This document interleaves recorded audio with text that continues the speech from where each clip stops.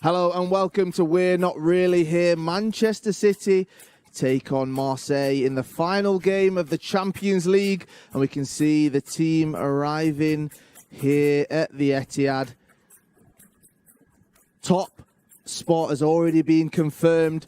However, they're going to want to show the world what they're capable of before a massive game at the weekend. And tonight is the night that they can do that. Felix Nemecha, Adrian Benabe, Cole Palmer and Tommy Doyle all included in tonight's squad. They will be on the subs bench, but we can see some of the veterans here who will be playing tonight as Manchester City gear up to face Marseille in the Champions League. Now, welcome to We're Not Really Here. My name's Kyle Walker, and I'm joined by the absolute legends here at the heart of the city, we're calling it, with Paul Dickov, Kevin Horlock, and then Steven McInerney, a.k.a. Esteemed Company, is with us tonight as well. And Paul, I want to start with you on this one, because final game of the group stage of the Champions League. Manchester City have been sensational this campaign already in the Champions League here in Europe. So tonight, it's still a big game. They're going to want to show the world exactly what they're capable of, and they're going to want to get all 3 points no matter what. Yeah, they are, and I think Pep said in his press conference yesterday that they want to win every game. And I think we'll see that again tonight. I know you'll probably do the teams in a little bit, but it's a strong team that's been picked again, and it's about getting minutes. Into the players' legs. Spoke a lot before about lack of pre-season and getting up to match fitness and getting the minutes under the belts for a lot of players, and we'll see that again tonight. And the ones that are coming in will have a point to prove, especially with a big game on Saturday. They do indeed. Now, Kevin, focusing on this campaign, the Champions League so far, this has been a very successful one, I think, for Pep and all the players. They've really shown everyone what they are capable of. And coming into this evening, people would say, oh, well, they could just take it easy, could include some more of the youngsters. But actually, they want to get that momentum going, don't they? They want to keep it, and they want to make sure that they can keep it going for the future as well. Yeah, I think I said it last time out. Pep's a serial winner. He wants to win games of football, and I think a lot of people maybe were hoping that we had seen a couple of youngsters starting tonight, but it's a massive game the weekend, so you don't want to go into that on potentially a back end of a loss. So you want to go strong tonight, get the win in the bag, and then hopefully introduce some of the young lads, and that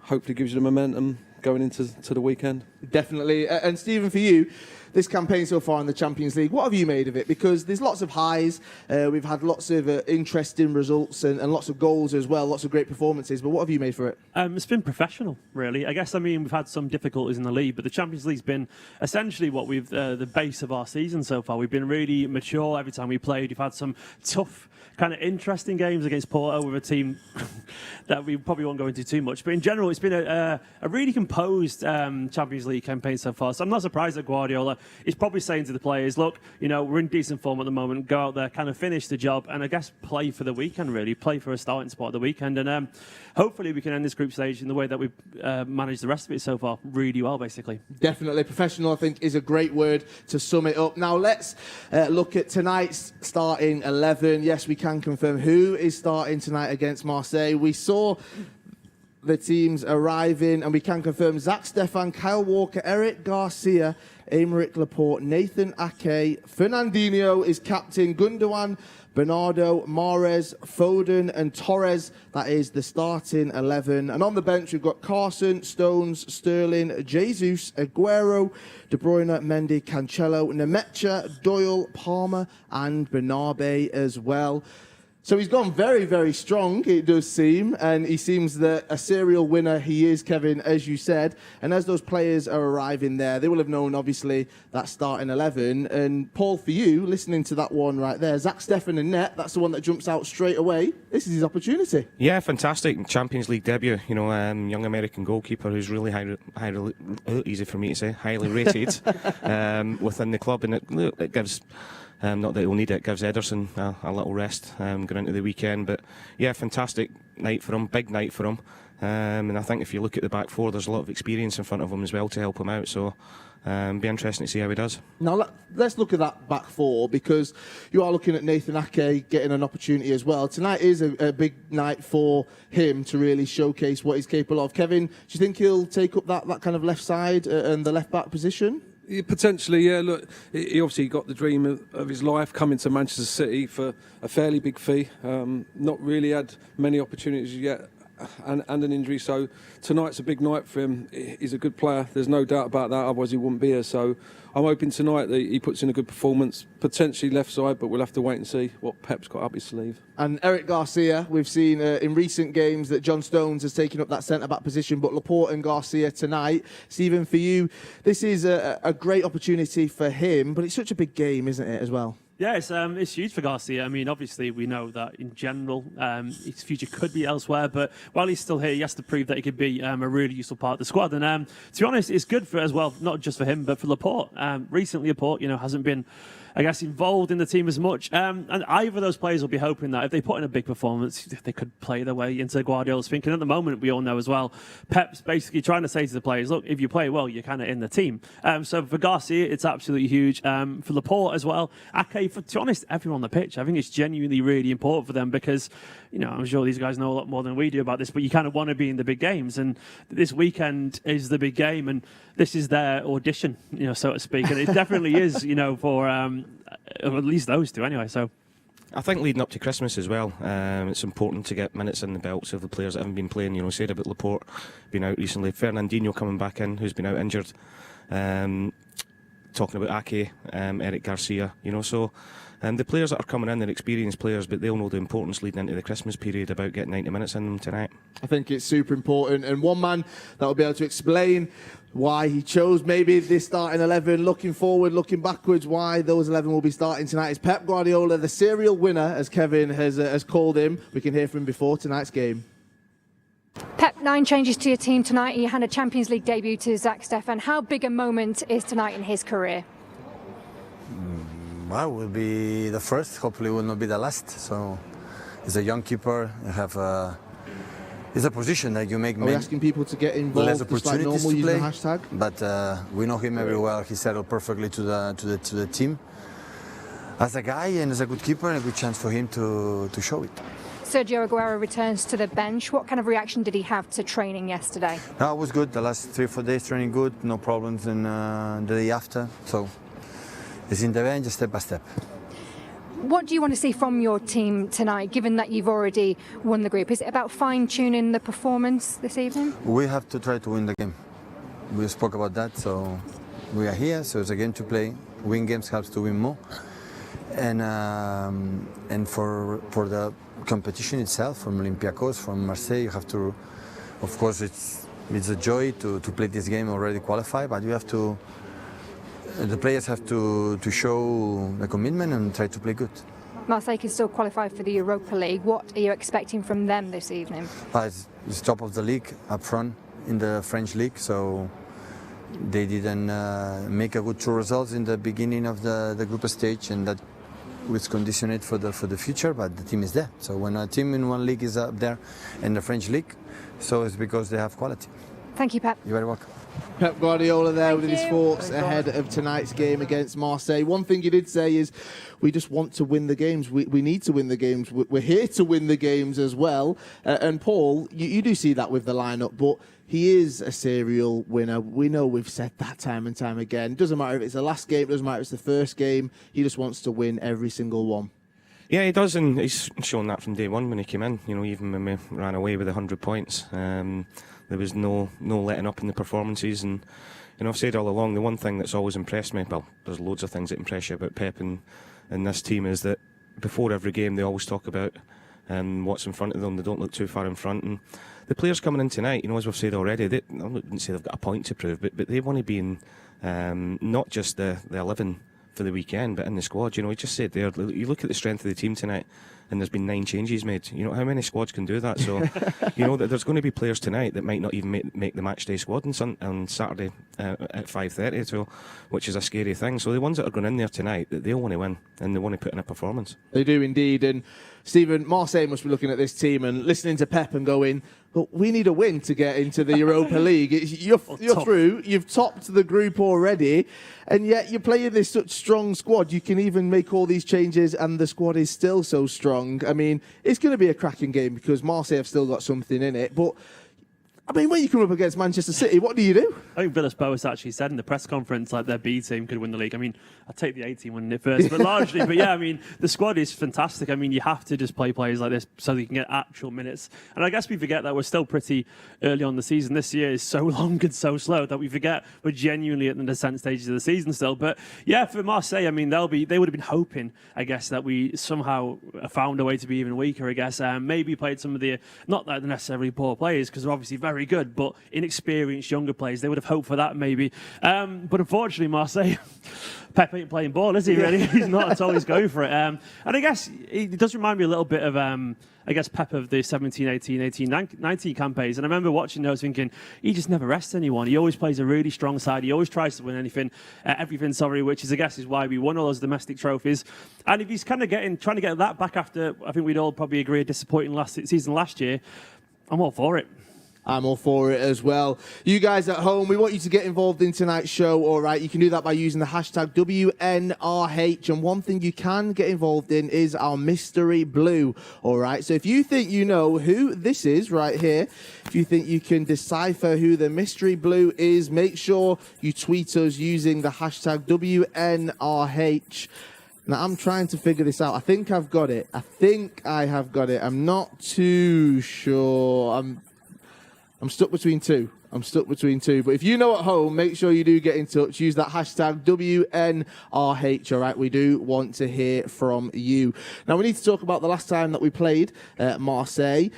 Comfortable win for us, Kevin, 3-0. And I think that professional was a way that Stephen summed up this kind of campaign so far in the Champions League.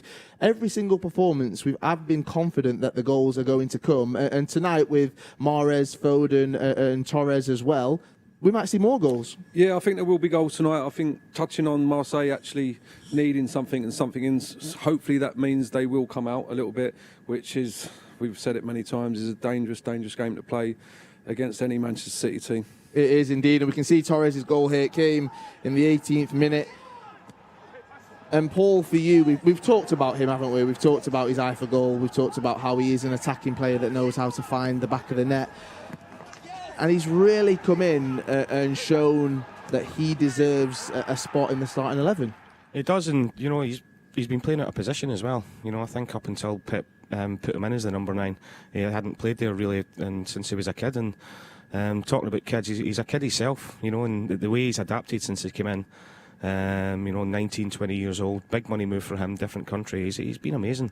I've been impressed with him playing as a number 9 with his movement more than anything else in and around the box, and he's shown that he can finish as well. So he's been fantastic, and like I think that was that Kevin De Bruyne's first assist for us since he came here. He just gets them. He makes it look so easy. He does. But look, when you've got players. From Torres' point of view, and you've got creative players around him, it's got to make his job so much easier when he's coming in at such a young age. Now, it was 1-0 for quite some time, Stephen, and as a Manchester City fan, you get a bit nervous at times when you're only winning 1-0 because we know that anything can happen, but It's his fault. Yeah.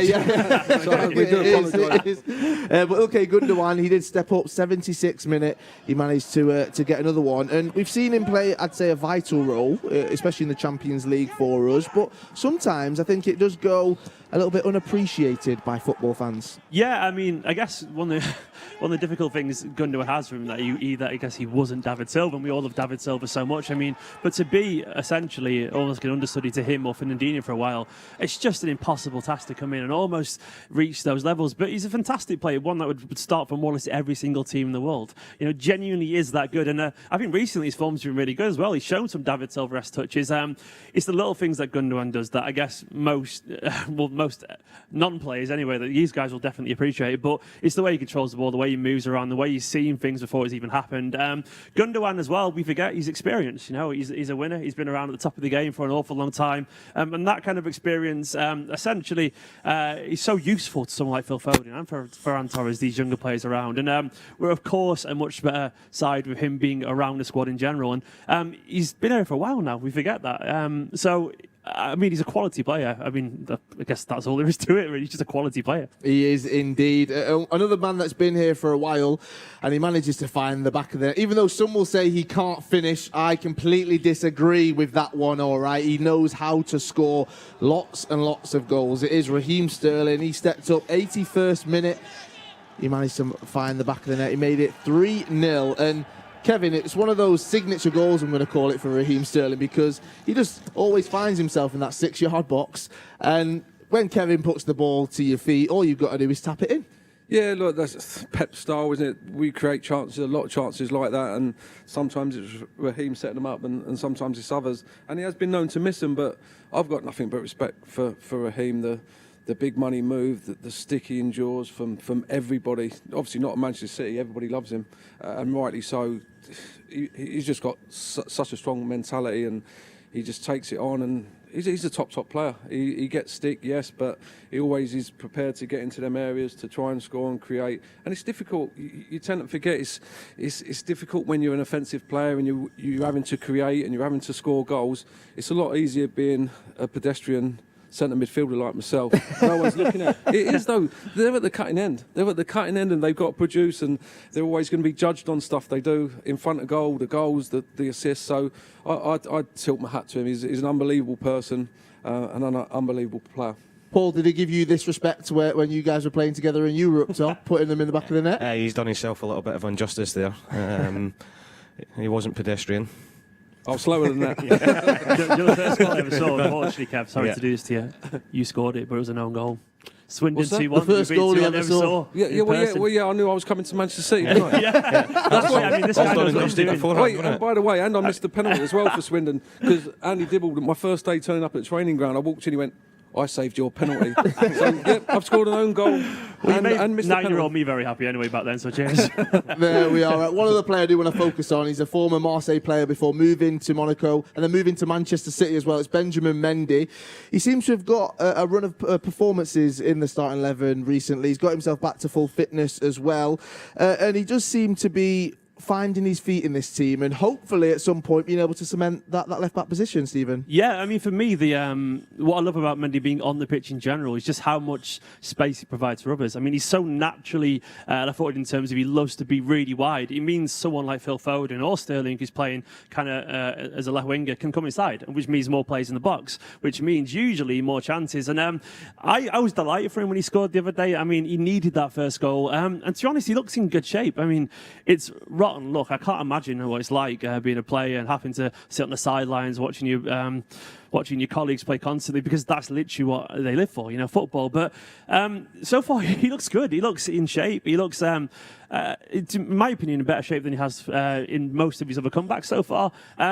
And the best thing to say about Mendy so far is that he's come back and everyone's been like, yeah, he's done right. He hasn't caused, he hasn't been notable in a good way. He's just been there doing his job, and there's something to be said sometimes for consistency. And so far, I guess he's almost played himself into the team, and fair play to him. And he even popped up on the score sheet against Burnley. I still got to highlight how good of a finish this was, especially from a left-back as well. But, Paul, what do you make of that? What do you make of him putting in these performances and actually getting a run in the team? It's all down to fitness, and he's been so unfortunate with injuries he's had. We all know how good he was at Monaco. He showed us here at the Etihad and in the Champions League. And then when he first came in, I think everybody was like, wow, he is the real deal. Then unfortunately picked up the injury against Palace, I think it was. And then ever since then it's been stop-start for him. So he's been really unfortunate. So to see him come back, and agree with Stephen there, he's come back possibly looking fitter than he has done in times before, looks a little bit leaner. And his performances have shown that, so long may it continue. Long may it continue indeed. Now, another man that's playing tonight is in the starting 11, Bernardo Silva. He also played in France before joining Manchester City. And I've got a stat here for you guys, all right? I love my stats, okay? Each time he played 90 minutes against Marseille for Monaco, the Portuguese international scored. But in fact, he scored 4 goals in the 3 games he's played the full 90 minutes. I mean, we've seen just how good he can be, Kevin, and it feels like when he gets on a roll, when he gets going, he really showcases that skill. But he changes games. He's got the talent to actually change a game. Yeah, look, I don't want to compare him to David Silva because David is godlike, but he reminds me of a little bit like him. His low centre of gravity, he can change direction. Like you say, he's got an eye for goal as well. He can link up. He's a hell of a player, and that's some stat. It is, yeah, it is. And I feel like, Stephen, that we have seen such an incredible season from him a couple of seasons ago. But I said about being able to change games. He's got that in his locker. And tonight's the night where he can just be creative and maybe get back to that kind of creative style, running, having fun. He's just non-stop. He doesn't ever stop during those 90 minutes. No, and to be honest, I guess that's what makes him so essential to a squad like us. I mean, we genuinely, I don't say we forget as such, but obviously he had a slightly poor season by his own standards. But the season before that, he was literally in the top 10 for the Ballon d'Or. You know, that's genuinely how good he was. And because football moves so quickly, it feels like a long time ago that, but it wasn't. And I think in the last few games he's played, actually, there's been some signs of maybe of that from that form again, where he's using that like mesmeric left foot of his where he's jigging past people through the middle and playing the little passes down the channels to the wingers or forwards overlapping and stuff. And if you can carry on that vein of form, he's always been good in derbies as well. So, you know, fingers crossed we're getting the best Bernardo back, because we all know he's quite literally world class when he's in form. And firing Bernardo Silva would be a massive boost to our chances of winning things this season. Fingers crossed tonight can be another step forward. Definitely, I agree there. Now, I want to move the chat on to some of the youngsters. There's been a lot of talk about them this week, from Pep himself, talking about some of them being included in the full squad. And we have seen that. Felix Nemecha, Cole Palmer, Tommy Doyle, as well as Adrian Benabe as well. And some of them played last night. But one I do want to focus on just first is Liam Delap. We've not seen him this evening. He's not eligible to do that. But we want to see him against Liverpool. They beat them 7-2, all right. And I mean, Paul, when you're looking at performances like that, when you're looking at finishes like that, he's a special talent, isn't he? He is, and for somebody so young, he's so strong and so quick. And for a centre forward, he reads the game really well. You don't often say that about centre forwards. You know, it's usually the players that are behind going forward. And I was fortunate enough to be down at St George's Park for the FA Youth Cup semi-final, and I got to see him up close really for the first time. And he, as in getting the ball and touches on the ball, he didn't do a lot, but his work rate and his movement was fantastic, and he always seems to score goals. You know, he's got that knack of being in the right place at the right time, and when he is in front of goal, you know, we've seen his debut goal at the Etihad, the finish. You've seen the finishes there. You know, he's strong in the air and he's got everything. It seems to be something that could be a different striker for Manchester City from what they've currently got, Kevin. Obviously, we've got Gabriel Jesus, Sergio Aguero. Then you've got a youngster like this who's on that kind of fringe of getting into that first-team squad. We have seen him at times before. And for him, he's got the rest of his career ahead of him. And what a place to be, Manchester City. What a manager to learn from, and the players to play with in training as well. Everything seems to be set up for him. Yeah, he is a little bit of, in terms of his presence, his size, he is a little bit of a throwback to the big front man. But like Dickie said, we see the goals against Liverpool. He's got everything. He's got a little bit of guile, a little bit of touch. He works hard. He comes from a good pedigree, obviously, with his dad and that. So, and he's at the best place. Has he got a long throw? Well, I was going to say that. By the way, that was a long throw. That was ridiculous. He'd be good at getting on the end of them. Someone did actually put a video together I saw on social media of his dad throwing it in and Liam finishing them. Apparently he used to do that when he was a kid. Oh, really? Games, but some used to complain because he was so good at it, so he stopped doing it, went up front a bit more.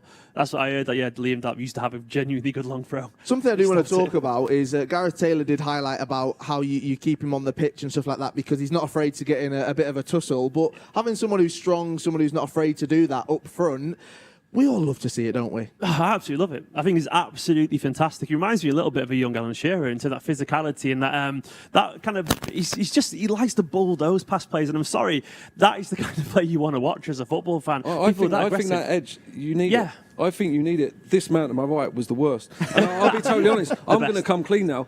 I hated Dicky until I come to Manchester City. He was a nightmare. He was a nightmare to play against. He had that edge. He had that fight. You've got to have it. It's a bit of hunger in your belly, and if you've got that, you've got half a chance. I think especially as a young kid now, because a lot of really talented young kids that are coming through systems, not just here but at other clubs as well. The one thing that gets pointed is the hunger side of it, and he's got it in abundance. Probably fair to say as well, isn't it, that in general he's had a relatively easy life. His dad's successful and all that kind of stuff, and I guess life would have been relatively, I presume it would have been, but he's basically, he could have found it a bit easy, but he clearly has the extra drive and desire to get him to where he is now. And I guess I wouldn't be surprised if, for many players coming from a football background, the younger ones in particular, if it's almost like too obvious for them, so they maybe have the motivation. But you can tell he clearly wants to usurp his dad. If anything, he wants a bigger legacy in his dad, and if anything, that could be what drives him to top. Look at Haaland as well. He's obviously done a very similar kind of thing, and fingers crossed he could be our own. Very true. I'd love to see both of those two up top at some point. Let's move on to another talented youngster, Cole Palmer. All right, because he has been creating so many different chances and so many different special moments for himself, but also for Manchester City fans as well. It's always special to see someone who has been at the club for so long. And Paul, you mentioned that game there against Chelsea in the FA Youth Cup. What have you made of Cole so far? Because he does seem to be, again, another one of these players which is just on the fringe of breaking into that first team setup. It is, but not just Cole and Liam. The lads that are on the bench tonight, what an opportunity for them to learn. Being in and around the first team squad, but and learning off the best players that are there. But this finish here is fantastic. Ridiculous, that is. And he's one of these. He looks a bit ungainly at times, and what he does, he looks a little bit slow at times, but then you get the ball at his feet and you see the runs and the movements that he's making. He's super talented, and for a wide player, that what we all want wide players to do, he scores goals. He does indeed. And Kevin, when you're looking at him, looking at the opportunities he's got, and again, these youngsters being here tonight, Champions League. For a youngster, that's the dream, right? Incredible, isn't it? I think we would have been in St Johnson's paint trophy back in the day. But yeah, it's unbelievable. They're talented kids. They're being nurtured. I think as well for these young players, Phil Foden's big for them to look up to. Slightly older, been given a chance, done well, took it, so they can look. It's possible.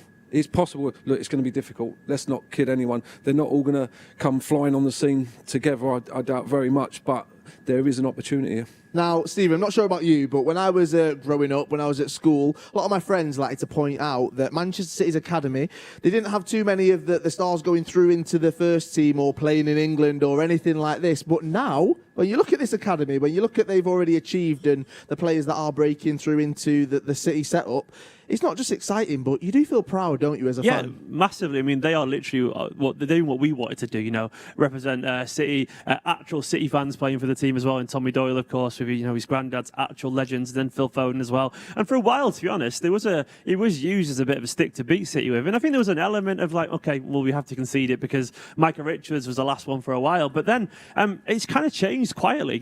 Obviously people won't really mention it because he's not a local lad, but Eric Garcia is literally an academy product. Phil Foden is, and that's 2 out of a squad of 25 world-class players, and they're there on merit, of course, as well. And then you've got the likes of, Tommy Doyle, Liam Delap. Liam Delap's 17 years old, and Harwood Bellis has played recently. City's academy has been, academy prospects has been getting quietly better. I feel like if it was another team, maybe people would be mentioning it a little bit more, but it's not... It's not something that people should kind of sleep on a little bit, because we've got some incredibly talented players. Obviously, we just won the FA Youth Cup as well, deservedly so. And so some of these players, 1 or 2 of these ones on the bench tonight, I'm certain 1 or 2 of them are going to make it. It could be Cole Palmer, because he reminds me a bit of Nasri. I think he's absolutely majestically talented, Cole Palmer. And I can't wait to see him get in the first team and show just how many opportunities these young players can actually get and follow in the footsteps of Foden as well. Now, one other player I just want to quickly focus on, Tommy Doyle, all right? We've talked so much about the family connections to the club, but actually he's proved that he's a very, very talented footballer as well, and that he can break into this first team, Paul, and we've seen that what it means to him when he gets these opportunities. If he was to come off the bench, if he was to come off and play in the Champions League like we've seen him perform before, again, it's just creating these special moments. Yeah, well, you can see how proud Tommy is to be a Manchester City player. Obviously, the with both his granddads being legends at the club, and him coming in, and I think it was last time round made his Champions League debut here at the Etihad. Yeah. And away from football, he's a fantastic kid. He's really, really grounded. But you get him on the pitch, and he's got a bit of everything. I wouldn't say he's a throwback. He's very talented on the ball. Doesn't mind sticking his foot in there, and he's your sort of box-to-box type player. He could play as a 10, he could play as a 6, he could play as an 8, and his knowledge of the game is fantastic. And he's been brought up a City fan, obviously, with the family contacts, and I know how proud he is to not just be at the club, but sitting in the bench in the Champions League. He's got that robustness. He looks a tough cookie. Can handle himself, but with that, the talent as well, so it's a good combination. It is indeed. Right, from talking about one set of youngsters to another youngster, it's our junior citizen of the match. His name is Ziggy. He's a youngster. He's both-footed, he tells us, and his favourite player is Kevin De Bruyne. So, Ziggy, it's over to you. Hello everyone, my name is Ziggy. I am 8 years old from London, and I am the junior citizen of the match for tonight's game against Marseille. Come on, City! Yes, come on, City. I love the enthusiasm and the energy. But one thing I do just want to quickly point out, for Ziggy, he's 8 years old. What a name, by the way. Yeah, I know, yeah, and great head of hair It's as got well. stardust. I mean, when you... I like that. I'm jealous. I'm jealous he said he's two-footed. Yeah. When you look at a youngster, when you look at young City fans now, I mean, 8 years old, when he was born, Manchester City had won the Premier League probably, and then he's just seen them have so much success. I'm so jealous, man. I'm so jealous. I maintain, though, that growing up a City fan, and watching these guys, and they were genuinely my heroes, but watching us go down and all that kind of stuff, I maintain that makes you a different kind of person growing up. Because I tell you what, in my school, I was the only Man City fan, and I was the only one there, and I was getting bullied every day for wearing a blue shirt. Yeah, that's good. It is good. I genuinely swear, that's when United, when they started not winning things and they were flying banners over, that was because they didn't know how to lose. And we do know how to lose as City fans. Unfortunately, I guess maybe fortunately for Ziggy, he's not going to cry as much as I did as a kid, but it's a totally different era. And I'm envious, but also happy for the little lad as well at the same time. Right, let's focus on tonight's opponents, Marseille. We can hear about their lineup right now. So in goal, they've got Mandanda, and then they've got Sakai, Gonzalez, Bellardi, Nagatomo, Sanson, Kamara, Gai, Tovin. Oh, I've got that wrong completely. Jermaine and Payet as well. We can see them warming up right there. I've just butchered their names completely. Let's go through it again. Can you repeat that to me again, I'm all please, right. mate? I'm all right. To be fair, I actually had looked and then all of a sudden panicked because I couldn't find the squad. But I've got it now, and we can see them warming up. So we don't need to hear any more from me. All right, but hopefully that they are warm and they won't be able to hear me absolutely butchering their names, all right? So we can laugh and we can laugh about that. But I do want to move on very, very swiftly because Manchester City women, they've played today in the Champions League as well. They travelled to Sweden, I think it was yesterday I saw on all the social media, and they won 2-1, and we can hear from Gareth Taylor after that game now. Gareth, a hard-fought comeback there, but a big win. I'm sure you'd be happy with that one. Yeah, really pleasing. Good character shown from the players after going behind after 2 minutes. Wasn't the start we wanted. They put us under real high pressure on the pitch they're used to playing on. So it wasn't a great start, but I thought from that moment the spirit from the girls and the way we dominated the play was great. We could have arguably scored more goals, but to go back with 2 away goals and a win is really important. You mentioned the conditions there. Obviously, we're standing here in the snow and we're obviously the pitch as well. What was that like? Yeah, it's a different environment. That's the beauty of this competition. You come to Gothenburg and come to different countries and it's great, so it's a different experience for the girls and one that we obviously enjoy and want more of. Coming back from that early setback as well, does that just show that winning mentality shining through? Yeah, it does. Yeah, it does. I mean, the only thing I'd canvass with that would be we're kind of, when we're that high energy and we're that kind of we have to score mentality, our decision making can be slightly off because we can get a little bit anxious. Whilst we need to understand that we've still got 88 minutes of the game left. But again, I thought the second half opened up a bit. We could have had more goals. But I was really grateful when Caroline puts in a great ball for Sam, for a good header. I was just about to say it's about the moment of quality that shone in that moment. Yeah, similar goal to, a similar type of quality from Caroline that she showed on Sunday. And that's what you're looking for, that calmness, that bit of quality, and then Sam doing great with a header. And she's in great form, isn't she, Caroline, at the moment? Yeah, 4 assists in the last 2 games. But again, I've challenged her to bring that and goals as well, because we're expecting goals from her with the quality that she has. So hopefully they won't be far off. And for Georgia as well, that was a 50th City goal. What does she bring to the squad? Really high energy tonight. She works tremendously hard. I didn't want to take her off, but I was concerned, obviously, with the yellow card. But brilliant goal. And again, another player that we've really challenged with the quality that she has and the shooting ability that she has. We want to see more of that, obviously hitting the target. And 2 away goals as well to take back to Manchester, obviously important. Yeah, great. We knew that tonight, no matter what, the game wouldn't be over. We've still got job to do next Wednesday, and we'll make sure we do it. Could you just ask on an update on Demi, if she's okay? Yeah, Demi's fine. We just had a situation where a family member passed away, so we gave her some compassionate leave, and it was the right thing to do. And then Lauren Hemp didn't travel just as a precaution, really, looking ahead to this high number of games we have in a small period. We thought with her history and the travel and the pitch, we needed to look at the bigger picture. You mentioned there a big month ahead now. Perfect start to anyway. Yeah, good start. 2 good wins. Really pleased with that. And then 3 more to come, and looking forward to them. And Arsenal on Sunday, they don't get much bigger in terms of league action, do they? Yeah, good game, and again one where we're in amongst it. We're right in amongst the pack, and 3 points on Sunday would be a big push for us. And the importance of momentum as well. Yeah, for sure. We want that, and you want to finish off the Christmas period in a nice run of games. So yeah, looking forward to it. Thank you, Gary. Cheers. Thanks, Caroline. Massive congratulations to the Manchester City women's team winning their first leg in the last 32 of the Champions League against Gothenburg in Sweden.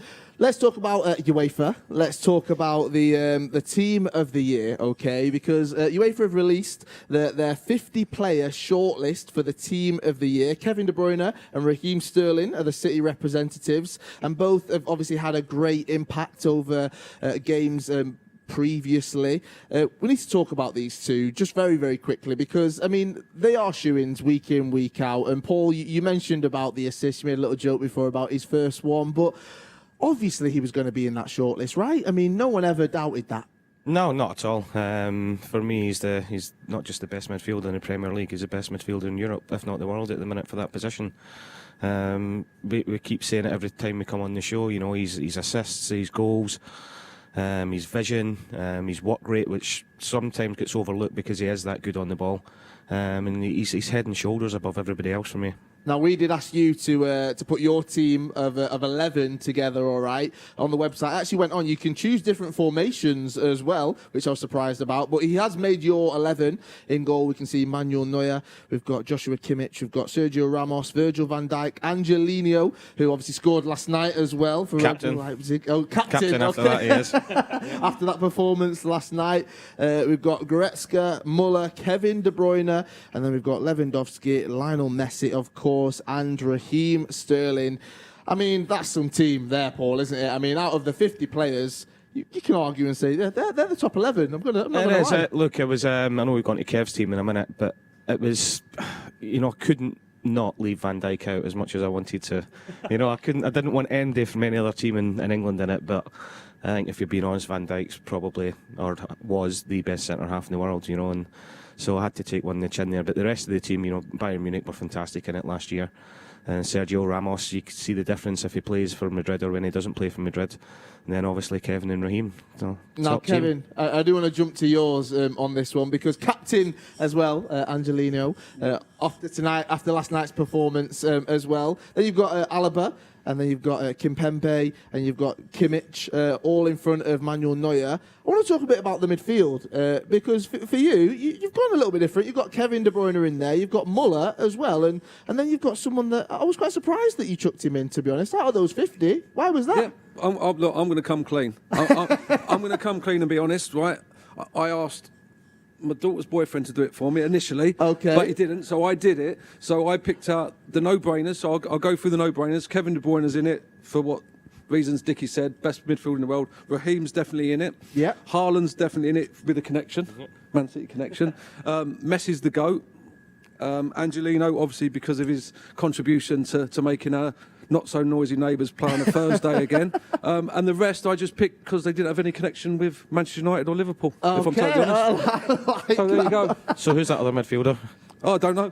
No, I always butcher his name, and I'm going to do it again. Ayoure, he played against Manchester City when they knocked us out of the Champions League. He's a very, very, very good player, but I'm not surprised that he did make your team because he's absolutely class. Now, Stephen, I want to come to yours on this one because, I mean, all I see is red cards are all on this one. We can see it right here. Neuer in there, obviously, from Bayern Munich. Then you've got Kimmich, then you've got Van Dijk, and then you've got Alaba and Alphonso Davies. So already you've got 4 out of 5 of them are Bayern Munich players. Doesn't change in the midfield, mate. I read the rules of the website and it says UEFA competitions, so I presumed it was about Champions League basically, and Bayern were ridiculous and absolutely ridiculous last year. And I can't believe I've been out fanboy basically by these two. I'm going to be picking Angelino and Sterling, but I haven't done it. But that's not because they're not brilliant. It's just because the other guys are absolutely fantastic. You know. Why no Sterling?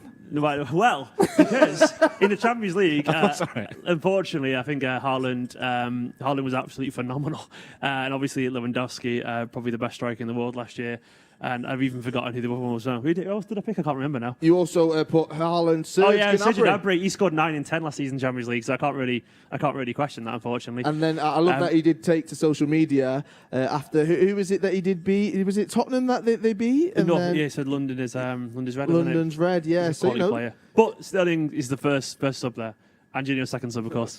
He won't be happy with first sub, let me tell you. You're digging a hole, you're mate. I'm firm, I'm firm. He's got to play his way to the team. That's all right. That's okay. I like that. Just like Pep Guardiola right there. Right, we'll quickly move on off the back of that one. I do want to talk about someone. You actually mentioned him before, Samir Nasri. All right. Now, he is obviously Manchester City and Marseille. And he played 250 games between both of those clubs. He got 2 league titles and a League Cup in his time at Manchester City. So we thought with that connection, we have got to talk about him. Now, when Joleon Lescott's been on here before, he's talked about just how special, we can see him walking out just in front of Samir Nasri there, how special of a player he was. And it's moments like this, when you look back through the archives, when you look back at the assists he provided and just some of the videos we can see of him, Paul, he was absolutely sensational. He was a world-class player. Yeah. You know, he was when he was at Arsenal. And then when he signed for City, I just think he got better and better. You know, him in that midfield with Yaya Toure, the amount of goals that they scored, the amount they created. And the thing with Samir is he could go either way, as you're saying here. You know, right foot, left foot. When defenders were up 1-on-1 against him, they didn't know what way he was going to go. And some fantastic little touches, just a silky world-class player. He was indeed. And Stephen, for you then, when you were watching Samir, I mean, he always stood out because of the silkiness. I think that's a great word to describe him, actually. He was very silky and he made everything look so easy, but everything slowed down around him. I absolutely love Nasri. I think, if anything, he's probably been a little bit underrated in the footnote of Man City's, I guess, rise to prominence. I think he was absolutely just majestic, you know. Some players as well, I think technically, possibly he's up there in terms of the modern history. I mean, you just couldn't get the ball off him. Genuinely couldn't. He had an incredible ability just to kind of get his backside in front of the ball, and players couldn't get anywhere near him. His technique, his composure, genuinely fantastic. And he's one, to be honest, I thought would probably thrive under Guardiola. Unfortunately, it didn't really happen. But Nasri, in terms of pure technique and talent, you don't really get much better. You genuinely don't. Of course, there may be players like Messi and so on who have done more overall, but in terms of God-given talent, Nasri was right up there near the very top. Just special. That was a very bold statement right there. Honestly, I didn't even believe it. Like, technically, you can't really get a better first touch. He was that good. But obviously, maybe people like Silva did more in the end because I guess they had maybe a little bit better with fitness as well and things like that, to be fair. Nasri obviously had a few injuries, but maybe a little bit more focused on the pitch. But in terms of pure talent, no, he's incredible. And you did say there he's probably forgotten sometimes when it comes to Manchester City's rise. And 2012, we can see the Premier League celebrations right there. He was right involved in this season, and he just loved the celebrations. And you can just see how much it means to him right there, and celebrating and supporting Stephen. That's why I think fans do love him. I remember the quotes afterwards when he's wearing that silly little Jester's hat as well, and basically they were like saying, "Oh no, they mocked me for leaving Arsenal, and this is why I left." And I loved how he had that passion to. There he is. He's wearing the hat right now. There you go. And I remember him saying like, "This is why I left, and they're not doubting me now." And I love that attitude, just to kind of give it back a little bit as well. And he definitely. And he was also a really nice guy as well. I met him a couple of times. Fortunately, as a fan, he was absolutely lovely, really friendly, and what a player. He is indeed. And Kevin, when you're looking at him celebrating right there, when you're looking at how much it means to him, there was a lot of players who did move over, and when you actually look back, that kind of when they came to Manchester City, people questioned their intentions. But when you see moments like that, when you see them lifting the Premier League trophies, that's what it's all about. Yeah, look, he 100% made the right decision, didn't he? And I'm with both of these on it. He just sprinkled a little bit of gold dust, and I'm with Stephen on it. He is one that is sometimes not mentioned. Myself, if you told me to pick out players from that time, I may have missed him out. And it's incredible, really, when you start looking back at the footage and the goals he scored and the passion he shows. He was a top player, yeah. And now this is another Premier League trophy for him, 2014. Paulie looked like he's enjoying himself right there. He's not even on the plinth. He's just kind of next to it, next to the trophy. He is, and I think we've said everything about him there, but I think it's a great point that Kev makes there. He does go under the radar massively. If you're talking about the Aguero moment, and then winning it afterwards, the 2 Premier League titles, he's probably not one of the first names that you would name in that team. You've got the Aguero, your Silvas, your Yaya Toure's would all come before that, and he does get slightly forgot about, but just a fantastic player. He was indeed, and he always had a smile on his face as well. He wasn't afraid to laugh at himself. And one man that you know as well that Samir Nasri liked to have a laugh with was Chappie, and we can see his very famous video, Christmas Gifts with Chappie, featuring Samir Nasri. Merry Christmas. Monday 25th of December. Thank you.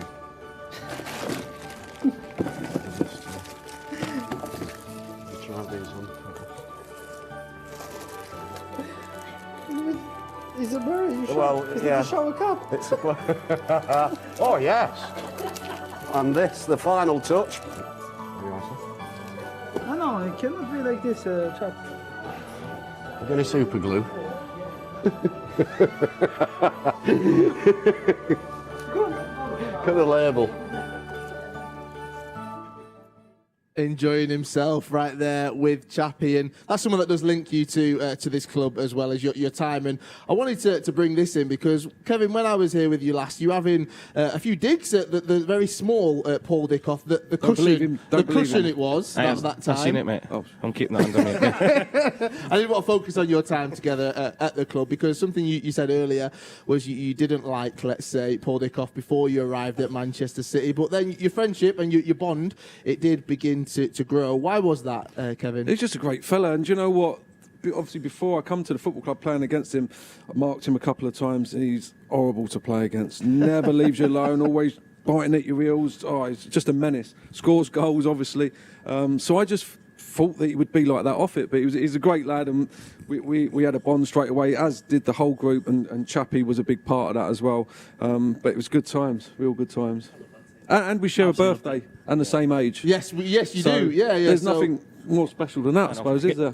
Kev sends me.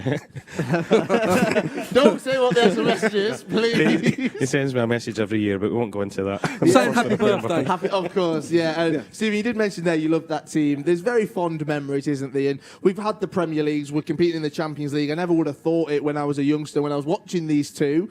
But there is something special about Main Road, about the team, about 99, about those memories right there that will live with us forever. This guy scored the most important goal in our history. Simple as that. I mean, if Dicky didn't score a goal, and then Dicky scored the equaliser. Yeah. Is that what was on? I'm sorry. Yeah. No, genuinely, both of us scored a goal. Well, you both scored as well. Yeah. Thank you. Seriously. No, honestly, that team, I just loved it. I mean, I guess it's because obviously I saw there's so much emotion attached to it going down, and obviously at the time my favourite player leaving, obviously Kinky, I was obsessed with him and all that kind of stuff. Going down, then Joe Royal, getting you guys together and getting back up there. I mean, it was the first time I'd felt like proper sheer elation as a kid, supporting Man City. And that moment, it was just literally made my year, as a child. And I mean, I think I'm not the only City fan that feels this way. We all do, but it just meant so much to us because I don't think it's a stretch to say that we're all probably sat here doing this right now because of those 2 goals. Genuinely, we are here because of that. Because if we hadn't, life would have been great with Man City. Would have been fantastic. We're a great club, but we could have spent years down there. And we've seen clubs go down there, struggle. Obviously once Stockport, were in Division 1 just for the Premier League, and now they're obviously in the conference as well. That could have been Man City, but thankfully, these 2. Thanks, lads. They saved us. And it must be interesting for you guys as ex-players when you do watch Manchester City winning Premier Leagues, when you watch them competing in the Champions League. That kind of pushed back to the Premier League about 20 years ago. Paul, for you, do you look back now when you just think, wow, look how far we've actually come as a club? I think you do. But I think going back 20 years ago and 21 years ago, talk about the bond between me and Kev, but the biggest thing was the bond between the squad. It was with on the field with each other's backs, off the field we had some really good fun as well. Too much at times, mate. Too much. It did look close from the outside in. I remember thinking you guys looked like really good mates. Yeah, it was. And I think an example, last year when we celebrated the anniversary of the 25th? 20th? 20th, yeah. When all the lads got together, after about 5 minutes, you would have thought we were still all together on the pitch and off the pitch, so fantastic bunch of lads. But to go back to the point about where the club is now, I don't even think 10 years ago, never mind going back 20 years ago, you could have expected, in the rise of the club and in such a short space of time, the amount of trophies we've won in such a short space of time. I don't think there's any other club in the world that would have had that success, and it goes back to the very start, talking about the academy, building all of this here and being patient with it. It's brilliant for us, though, isn't it? Because obviously, I can give it the big one to everyone. I played for Manchester City. Look, I knew I'd join a massive club. I knew I did, and I knew where it should have been in the Premier League in the top, but it wasn't. But now where they've got strong, the club's grown and grown and grown, and it's worldwide and arguably the best club in the world. I've played for Manchester City. I love that, man. I love that. I'm still living off 1 goal 21 years ago. And you as well. Can't forget your goal as well, Kevin, on that one. Now, you did mention you do share the same birthday, all right? And I'm not going to say how many years away it is, but the big 50 is coming up round the corner fairly soon, I'd say. But you were born on the exact same day, on the exact same year. So let's plan your 50th birthday right here on We're Not Really Here. So out of all the old teammates, everyone that's there, people that you even played against, who's getting an invite? Well, Chappie's definitely coming. Of course, Chappie is 100% coming. Chappie, the 99 lads, Bish. Bish is 100%. Bish especially. 100% there. That's us struggling straight away. Yeah. We're going to be hanging. Dunny. Oh, Dunny, don't. Rumi started already. Marumi, yeah. Dunny would be there, 100%. Oh, I like that. And do we get an invite or? Well, we'll see. Steve's put Sterling on the bench, so he might not now. He put him on the bench, so we'll see. Yeah, we've got the first sub. Yeah. And we've got the perfect party place just here as well, at the heart of the city as well. We can have drinks, we can have everything. We've got the TV screens, so we can watch some of the old memories. The only problem is there's probably too many cameras about as well, so we're getting in trouble, I reckon. Yeah. Right, we are only a few minutes away from Manchester City taking on Marseille in the Champions League.